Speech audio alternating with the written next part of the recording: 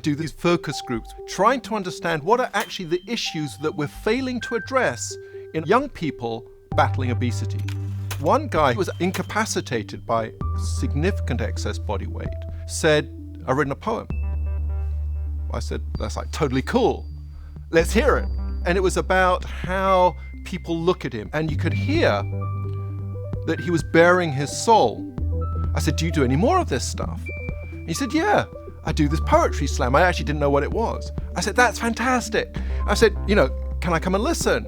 So I drove up, and you're sitting there listening to people talking about sometimes their first sexual experiences, sometimes, and this young man in particular, about how he felt about interacting with people. And it's sort of blows you away.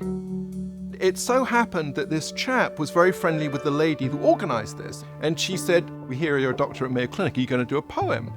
And I actually used to love poetry at school, not quite the kind of poetry I was listening to, Keats. And perhaps I'd had a beer. I said, "Okay." And I got up on stage and I did a poem, and I did a poem about a pink Cadillac. I don't know why, but I love this idea that when you sell a lot of makeup, you get a Cadillac. Why does selling makeup equate to a car? But then, anyway, so I wrote this, so I did this poem. I think partly because I was so terrified of doing this, that the young audience, who are all at least a decade younger than me, stood up and I won that poetry slam. I have to tell you that you come on stage in a poetry slam and the kids are in these really cool jeans and the girls are in t-shirts and they're looking like totally cool and fabulous. And this old guy shows up in a business suit carrying a briefcase, and the muttering is like, "What is this guy doing here?" I love that. I love that contrariness. Poetry is an incredibly powerful medium to communicate, in this case, with young people. And you listen to rap. I love rap. I love rap. And what is rap? It's poetry.